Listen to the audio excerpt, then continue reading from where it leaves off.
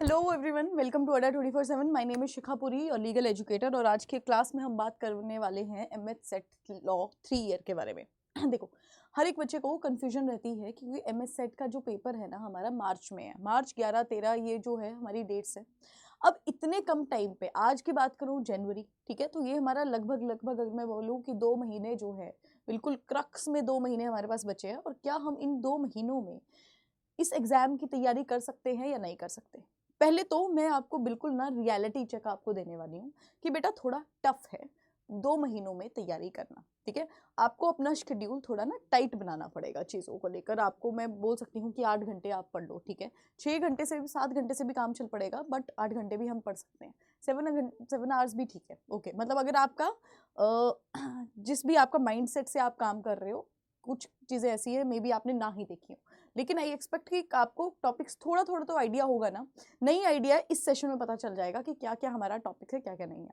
अब तैयारी करने के अगर मैं आपको बताना चाह रही हूँ कि 2 महीने में हम तैयारी कैसे करेंगे, तो आपको पहली तो बात है कि हर एक सब्जेक्ट का सिलेबस पता होगा, ठीक है। तो सबसे पहले इसका पैटर्न की बात कर लेते हैं कि आखिरकार इसमें कितने क्वेश्चंस आने हैं, किस किस सब्जेक्ट से। Legal aptitude and legal reasoning की बात करूं, जो लीगल हमारा लॉ का सब्जेक्ट होता है, उसमें टोटल क्वेश्चंस आपके 30 आएंगे, मार्क्स पर क्वेश्चन 1 और टोटल मार्क्स 30। सबसे बढ़िया चीज इस पेपर में क्या है कि आपकी नेगेटिव मार्किंग नहीं है। Next, general knowledge with current affairs की बात करूं तो 40 क्वेश्चन अगेन 40 मार्क्स। लॉजिकल और एनालिटिकल 30 और 30, और इंग्लिश और 50 और 50। अब एमएस सेट में एक चीज हमको बहुत इंपॉर्टेंट दिख रही है कि हमारा इंग्लिश का जो है, इंग्लिश सबसे ज्यादा 50 नंबर जो है हमारा लेकर चल रहा है। उसके बाद में जनरल नॉलेज हमारा 40, और लॉजिकल और फिर लीगल रीजनिंग हमारी कितनी 30 नंबर पे लेकर चल रही है। सारा कितना 150 हमारा ये मार्क्स का बना रहा है, ठीक है। तो इतना हमें पता चल गया। अब हमारी वेटेज किस चीज की ज्यादा है इंग्लिश और जनरल नॉलेज की, इतना हमें पता चल गया।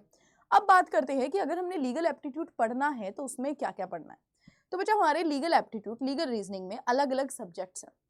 जितने भी लॉ एंट्रेंस एग्जाम है, अगर उसमें लीगल रीजनिंग या लीगल एप्टीट्यूड बोला है, तो जो मैंने ये चीजें लिखी हैं इन्हीं में से लॉ आता है। इन्हीं ही सब्जेक्ट्स में से, इन्हीं ही टॉपिक्स में से लॉ आता है। तो हमें इनको कैसे कवर करना है बच्चा? फर्स्ट आपका लॉ ऑफ क्राइम है, आपका टॉर्ट्स है, कॉन्ट्रैक्ट्स है, कॉन्स्टिट्यूशन है। मैं आपको सजेस्ट करूंगी कि हम स्टार्ट कहां से करें। बच्चा स्टार्ट टॉर्ट्स से करिए। अब जैसे हमारा एमएस सेट का जो है बैच भी स्टार्ट हो रखा है, चल रहा है, वहां पर भी हमारे टॉर्ट्स की ही क्लासेस जो है पहले लग रही है।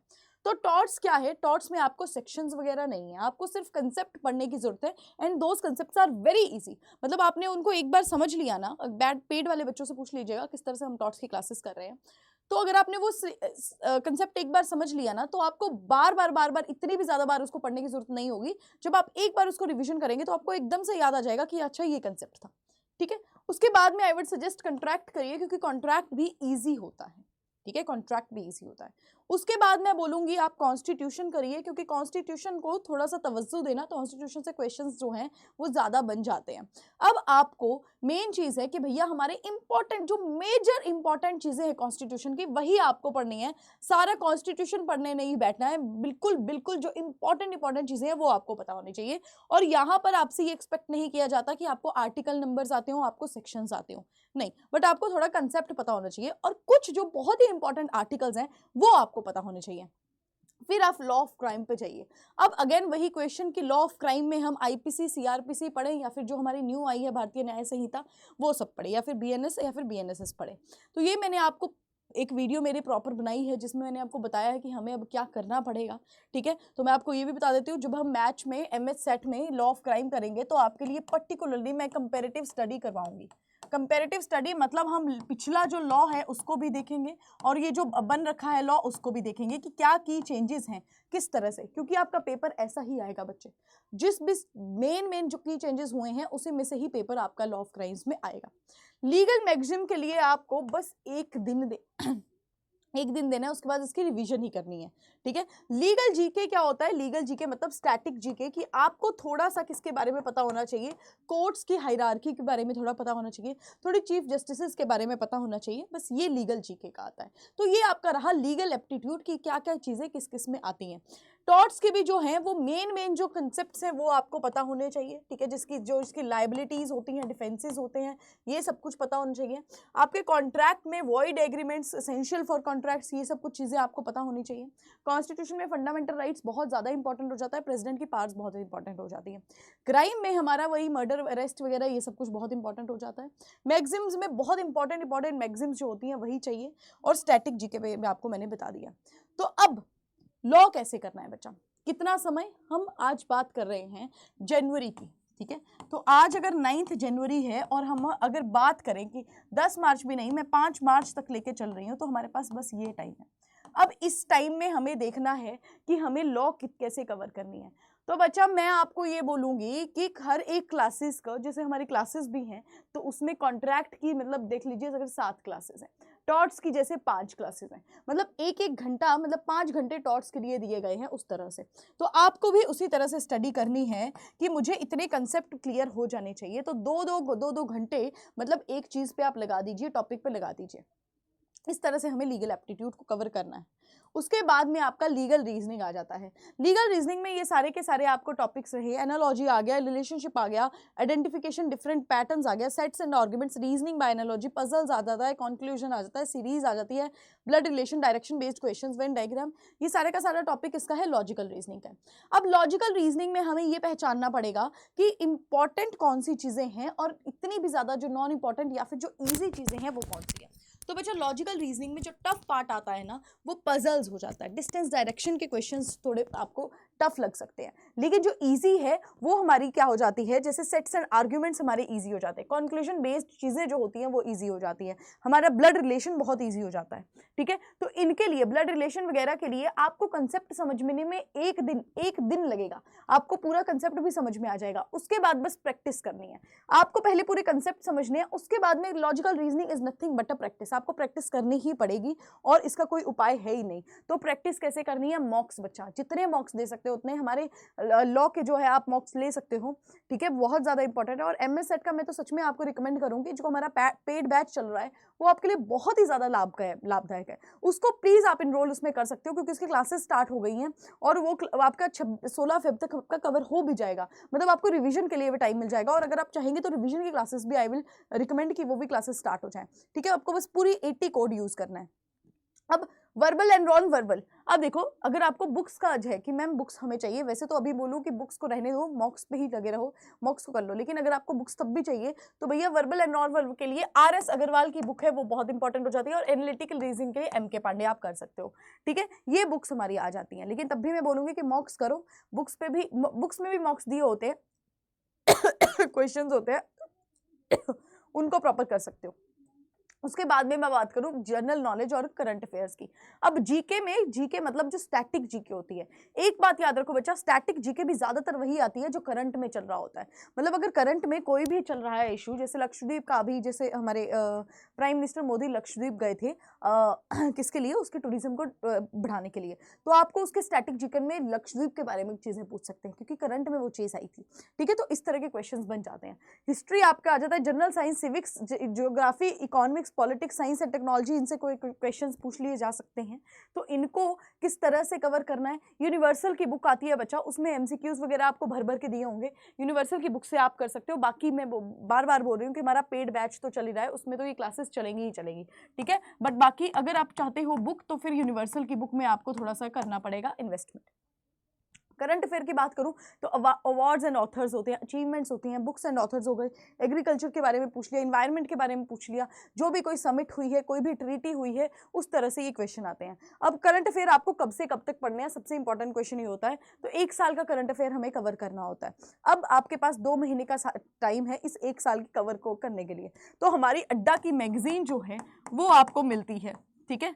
अड्डा की मैगजीन आती है जिसमें करंट फिर पूरा प्रॉपर दिया होता है। अगर आपको ये भी नहीं करना तो अड्डा की ऐप पे जाओ, फ्री में आपको सारी की सारी न्यूज़ मिल जाएगी, आप उसको भी कवर कर सकते हो, प्रॉपर आपका ये कवर हो जाएगा, ठीक है। ये बहुत ही ज़्यादा इंपॉर्टेंट चीज़ हो जाती है। उसके बाद में क्लैट एंट्रेंस का यूनिवर्सल बुक तो ले ही लीजिए, universal book for CLAT entrance, उसमें से आपकी चीज़ें कवर हो जाएंगी, ठीक है। उसमें से स्टैटिक जीके भी कवर हो जाएगी और करंट अफेयर भी जो है वो चलता रहेगा। लेकिन करंट अफेयर के लिए मैं यही बोलूँगी कि अड्डा की जो है हमारा मैगजीन जो आती है वो आपके लिए बहुत अच्छा है, और एमसेट का बैच है उसमें तो आपको पूरा करंट अफेयर करवाया ही जा रहा है। नेक्स्ट बात करते हैं हमारा इंग्लिश के लिए। अब हमने ये देखा कि इंग्लिश का वेटेज जो है सबसे ज़्यादा 50 मार्क्स का इसका क्वेश्चन है। तो इसके जो सिलेबस है वो क्या है? सिलेबस इसका synonyms, antonyms, homonyms, analogy, word definition, idioms, phrases, मतलब ये सारी की सारी चीज़ें हैं। अब सबसे पहले आपको पता है इसमें क्या करना चाहिए, इसमें आपको ग्रामर पोर्शन जो है वो पहले कर लो, ठीक है। ग्रामर पोर्शन के कंसेप्ट आप समझ लो कि आखिरकार इसके कंसेप्ट क्या है, और हर डेली एंटोनिम्स, सिनोनिम्स ये जो है 30-30 करना स्टार्ट करो। वोकैबुलरी के लिए द हिंदू पढ़ना स्टार्ट कर लीजिए, उसके लिए आपको बहुत बढ़िया जो है द हिंदू, और वन वर्ड में इजी जो है वो भी बुक होती है, उसमें से भी आप इंग्लिश के लिए कर सकते हो। मतलब ये कुछ बुक्स हैं जो आपको आ जाती हैं। हिंदू आपकी वोकैब के लिए बहुत अच्छा काम करती है। तो इस तरह से इंग्लिश लैंग्वेज को भी आप कवर कर सकते हो। अब चीज़ों को ये देखना है कि जो फिलिंग इन द ब्लैंक्स है ये आपके क्या है, ये तो मतलब ये आपको दिन में करने हैं 30-30-30-30, ठीक है। तो इंग्लिश के लिए भी एक टाइम निकाल लो कि इतना मेरे लिए इंग्लिश का चीज़ें, और मेरे को वो रैंडम चीज़ें मत उठाना, लेकिन एक एक चीज़ कंसेप्ट का वो करना। जो पहले आपको कंसेप्ट ही नहीं पता कि आखिरकार ये होता क्या है, उस कंसेप्ट को पहले समझो, उसके बाद में चीज़ों को करना स्टार्ट करो, ठीक है। टाइम कम है, लेकिन आपको मैंने बता दिया कि किस तरीके से आपको करना है और कितना कितना समय देना है। अब एग्जैक्ट मैं समय नहीं बोलूँगी कि आपको इतना ही, मतलब मैंने आपको बोल दिया कि भैया इंग्लिश में दिन में 3 घंटे लगाओ तुमने, क्योंकि हर एक बच्चे का अपना एक माइंडसेट होता है और हर एक बच्चे का अपना एक तरीका होता है काम करने का, तो उसी हिसाब से करना है। अपनी असलियत आपको पता होनी चाहिए कि अच्छा अगर मुझे सेंटेंस इंप्रूवमेंट, रीअरेंजमेंट या नहीं आता और मुझे शायद ज़्यादा इसमें टाइम लगेगा, तो अपने से झूठ मत बोलना, ठीक है, ठीक है। ऐसा मत करना कि नहीं मैं इसको जल्दी जल्दी खत्म कर देता हूँ, नहीं मैम ने बोला है क्योंकि 1 घंटे में खत्म करना है, ऐसा मत करना। अपना टाइम अपने लिए तुम काम कर रहे हो। एक और चीज़ अगर मैं तुम्हें बोलूं कि मॉक्स लगाना है, बार बार मैं आपको बोल रही हूँ कि मॉक्स कितना बहुत ही ज़्यादा जो है वो ज़रूरी है आपके लिए, मॉक्स को लगाना, ठीक है। तो मॉक्स जो है बच्चा वो लगाओ,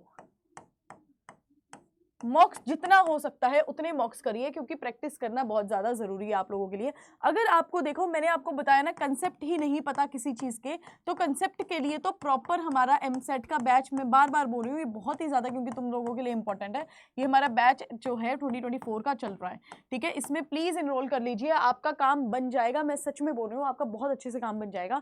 इसमें आपको कोड कुछ नहीं करना है, बस कोड यूज़ करना है पूरी 80, और आपको सीधे डिस्काउंट में मिल जाएगा 80% का, पूरी 80। पूरी मेरा सरनेम है और अमरीश पुरी की मैं कुछ भी नहीं लगती, और 80 जो है डिस्काउंट है, ठीक है। आपको बता देती हूँ किस तरह से आप इनरोल करोगे। उसमें सीधे आप गूगल पे जाओगे और गूगल पे अड्डा 24/7 जो है आप सर्च करेंगे। अड्डा 24/7 में जाके ऑल कोर्सेज में जाके, because obviously we are concern about law entrance examination, तो हम यहाँ पर UG and PG entrance exam और लॉ एंट्रेंस में जाएंगे।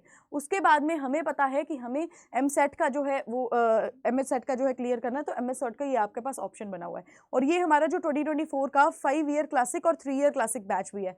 5 ईयर के लिए 7500 और 3 ईयर के लिए भी है, लेकिन यहाँ पर हमें कोड यूज़ करना है, दैट इज़ हम कोड यूज़ करेंगे यहाँ पे पूरी 80, क्योंकि मैंने आपको बताया कि पूरी 80 अगर आप कोड यूज़ करते हैं ना बच्चा, तो आपको अगर ऐसा चाहिए होगा, मतलब आपको अगर जूम पे 1-to-1 सेशन में चाहिए होगा तो वो आपको मिल जाएगा, बट वो आपको कोड यूज़ करना पड़ेगा पूरी 80।